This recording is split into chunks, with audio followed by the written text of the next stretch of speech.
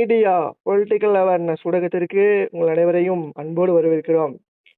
தீமைகள் நீங்க அருளும் வேண்டும் அதிகாரமும் வேண்டும் என்கிற ரமலான் தொடர் நிகழ்ச்சி இன்றுடன் நிறைவடைகிறது. இந்த இறுதி நிகழ்ச்சியில் நம்முடன் பேசுவதற்காக நாம் தமிழர் கட்சி கவுண்டம்பாளையம் சட்டமன்ற தொகுதியை சேர்ந்த குருதிக்கொடை பாசறை மாநில ஒருங்கிணைப்பாளர் அண்ணன் NTK முகமது இலியாஸ் அவர்கள் நம்மோடு இணைந்திருக்காங்க. நிகழ்ச்சிக்குள் செல்வதற்கு முன்பாக அனைவருக்கும் இனிய நோன்பு பெருநாள் நல்வாழ்த்துக்கள். இந்த நிகழ்ச்சியை பொறுத்த அளவுல இந்த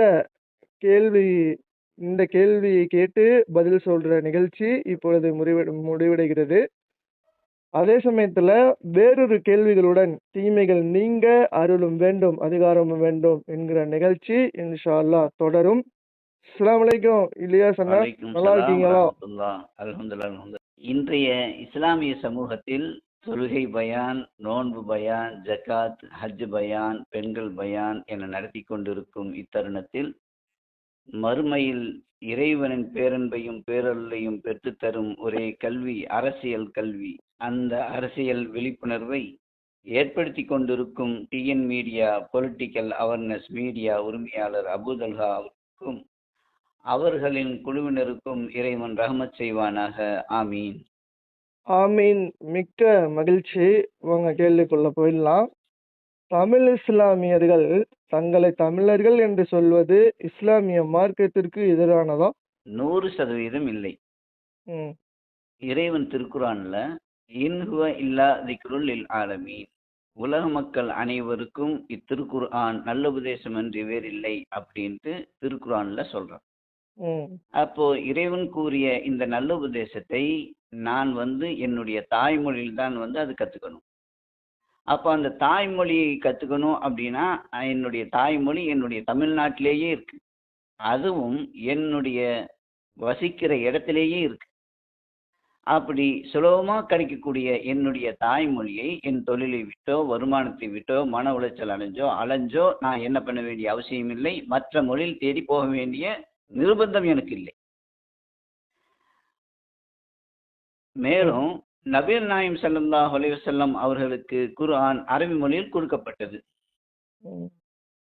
எதனால்? அவர்கள் அரபி தேசத்தை சேர்ந்தவர்கள் என்பதால்.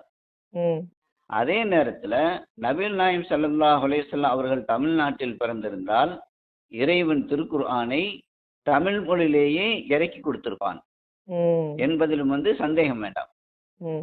அடுத்து வமா அர்சல்னா மிர் ரசூலின் இல்லா பிலிசானி கௌமிஹி, நபியே அந்தந்த மொழியில் உள்ள மக்களுக்கு தெளிவாக அறியும் வகையில் அவரவர்களின் மொழியிலேயே வேதங்கள் கொடுக்கப்பட்டுள்ளன அப்படின்ட்டு இறைவனே திருக்குறான்ல கூறுறான். ஏங்க, அகில உலகத்தையும் படைத்து பரிபாலித்து ரட்சித்து காப்பாற்றக்கூடிய இறைவனுக்கு யாருக்கு எந்த மொழியில் எந்த வேதத்தில் எப்படி கொடுக்கணும் அப்படிங்கிறது தெரியாதா என்ன?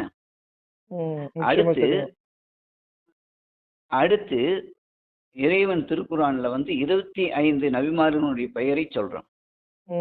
அந்த 25 நபிமார்கள்ல 4 நபிமார்களுக்கு வேதம் கொடுத்ததாகவும் சொல்றான்.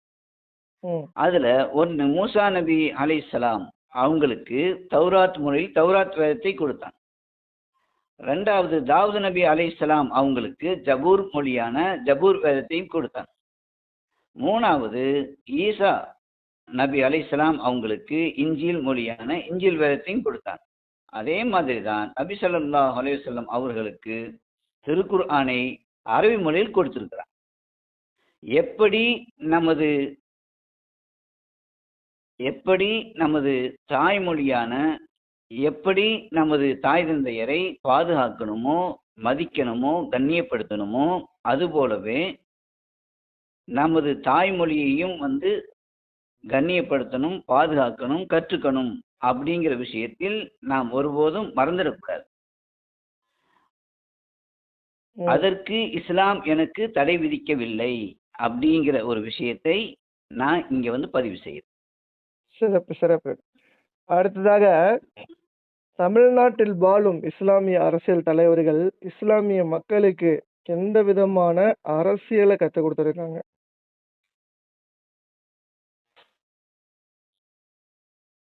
அதாவது இறைவன் வஅதஸிமு பிஹப்லில்லாஹி ஜமீஆ, ஒற்றுமை என்னும் கயிற்றை பற்றி பிடித்துக் கொள்ளுங்கள் அப்படின்னு இறைவன் திருக்குர்ஆன்ல கூறுறான். ஒற்றுமைனா என்ன?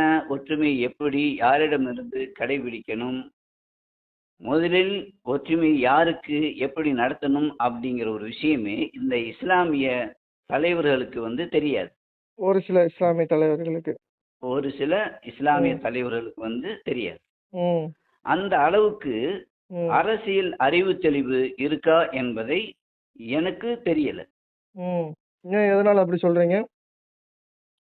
ஏன்னா இன்றைய இஸ்லாமிய தலைவர்கள்ல அவங்க நம்மளுடைய இஸ்லாமிய மக்களுக்கு முதலில் கற்றுக் கொடுக்க வேண்டியது அரசியல் அறிவு தெளிவை கற்றுக் கொடுக்கணும்.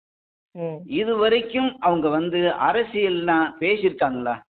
ஜமாத்திலேயோ பள்ளிவாசல்களையோ இஸ்லாமிய மேடைகள்லையோ கட்சி மேடைகள்லையோ அரசியலை பற்றி பேசியிருக்காங்களா அப்படின்னாக்கா நிச்சயமா இல்லவே இல்லை.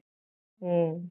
அப்படி அவர்கள் அரசியலை பற்றி தெரிஞ்சிருந்தா நம்முடைய இஸ்லாமிய சமுதாயத்தை பொறிகடலை போல இஸ்லாமியர்களை பிரிச்சு வச்சிருப்பாங்களா அப்படிங்கிறது தான் இப்போ ஒரு கேள்வியா இருக்கு.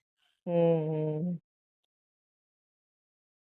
அடுத்து அதுக்கு அந்த இஸ்லாமிய சமுதாயத்தை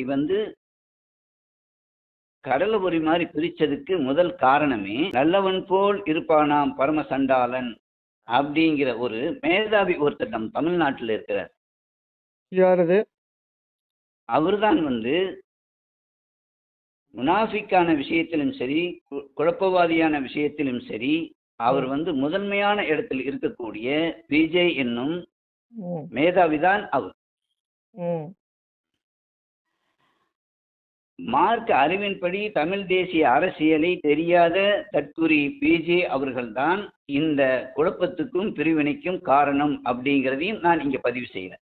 ம். இதுல முக்கியமான ஒரு விஷயம் என்ன அப்படின்னா, தேர்தலுக்கு முன்னாடி எல்லாம் சவுதி ஜமாத் தான் பெருசு, எங்க சுன்ன ஜமாத் தான் பெருசு, எங்களுடைய ஜாக்கு தான் கொள்கை தான் பெருசு அப்படின்னு சொல்லிட்டு இருக்கிறவங்க தேர்தல் வந்த உடனே இவங்க எல்லாமே ஒன்னாயிடுவாங்க.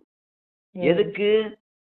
ம். யாரை பழிதிக்கிறதுக்கு அப்படின்னு சொன்னா, சீமானின் தமிழ் தேசியத்தை சீமானையும் சீமானின் தம்பி தங்கைகளையும் சீமானின் தமிழ் தேசிய அரசியலையும் அவதூறு கூறுறதுக்காக வேண்டி என்ன பண்ணுவாங்க, எல்லாம் ஒண்ணு சேர்ந்துக்குவாங்க. அப்படி ஒண்ணு இப்பதான் அந்த ஒற்றுமை என்னும் கயிற்றை பற்றி பிடித்துக் கொள்ளுங்கள் அப்படிங்கிற ஞாபகம் வந்துருச்சோ என்னமோ. ஆமா. ஏன்னா அதுல ஏன்னா இப்ப ஏன் அவதூறு பேசுறாங்க? ஏன் நம்மளுக்கு என்ன கொள்கை கோட்பாடு இல்லையா? நம்மளுக்கு என்ன அரசியல் அறிவு தெளிவு இல்லையா சீமான் கிட்ட அப்படின்னாக்கா ஒரே ஒரு காரணம் தான், நம்மெல்லாம் பண வசதி இல்லாதவங்க தான். அதனாலதான் இந்த பக்கம் வராம இருக்கா, நம்மளை அவதூறு கூடுறாங்க. இப்போ திமுக அதிமுகன்னு எடுத்துட்டோம் அப்படின்னாக்கா அவங்களுக்கெல்லாம் ஒரு கொள்கை கோட்பாடு கிடையாது. அவங்களுக்கு உண்டான பணம் பதவி இருக்கு. அதை வச்சே என்ன பண்றாங்க, மக்களை கூட்டணியை சேர்த்து நம்மளுடைய நல்ல அருமையான மார்க்கத்தினுடைய கொள்கை கோட்பாடு கொண்ட நம்மளுடைய சீமானையும் சீமானின் தம்பி தங்கைகளையும் தமிழ் தேசிய அரசியலையும் குறை கூறக்கூடிய விஷயமா அவங்க இருந்துட்டு இருக்கிறாங்க.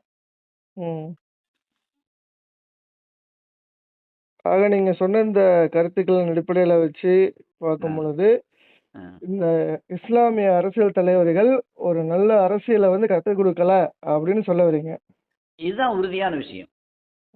அடுத்ததாக தமிழ் தேசிய அரசியலுக்கும் இஸ்லாமிய அரசியலுக்கும் உள்ள ஒற்றுமை பற்றி உங்களுடைய கருத்து என்ன? இஸ்லாத்திற்கும் தமிழ் தேசியத்திற்கும் 100% ஒற்றுமை இருக்கு. இஸ்லாத்திற்கும் தமிழ் தேசியத்திற்கும் 180% ஒற்றுமை இருக்கு. குறிப்பாக நம்ம சமுதாயம் என்ன நினைச்சிருக்காங்க அப்படின்னா, மார்க்க கல்வி தான் மிகச்சிறந்த கல்வி, உலக கல்வி எல்லாம் அது மிகச்சிறந்த கல்வி இல்லை அப்படின்னு நினைச்சிட்டு இருக்கிறாங்க. அது பொய்யானது. மார்க்க கல்வி எப்படி சிறந்ததோ அதே மாதிரிதான் உலக கல்வியும் மிகச்சிறந்தது. இப்போ கல்வியை பற்றி நாம் பார்க்கலாம். உலகத்துல அனைத்து மதங்களும் கல்வி போதிக்கிறது, வரவேற்கிறது. இறைவன் திருக்குர்ஆன்ல கல்வி என்பது நபி ஸல்லல்லாஹு அலைஹி வஸல்லம் அவர்களுக்கு கட்டாயம் என்பதை விளக்கும் அல்லாஹ். பொழுது, ஆ. இக்ர பிஸ்மி ரப்பிக்கல் லதீ ஹலக், நபியே இறைவனின் திருப்பெயரை கொண்டு ஓதுவீராக அப்படின்னு திருக்குர்ஆன்ல நபிகள் நாயகம் ஸல்லல்லாஹு அலைஹி வஸல்லம் அவங்களுக்கு கல்வி போதிக்கிறான். இந்த புனிதமான கல்வியை உயர்ந்த கல்வியா எனக்கு படிக்க வசதி இல்லை அப்படின்ட்டு நினைக்க வேண்டாம். காரணம், சீமானின் தமிழ் தேசிய ஆட்சியில் அனைவருக்கும் தரமான இலவச கல்வி உண்டு. தரமான சட்டம் அதற்கான வழிவகுத்து வச்சிருக்கிறாங்க. இதனால் இஸ்லாம் இதை வரவேற்கிறது. இரண்டாவது, மருத்துவம் என்ற மனித உயிரை பற்றிய ஒரு விஷயம்.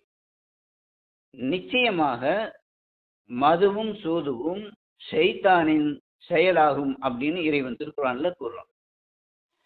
மேலும் இறைவன் உங்கள் உயிர்களை நீங்களே மாய்த்து கொள்ளாதீர்கள் அப்படின்னு இறைவன் எச்சரிக்கிறான்.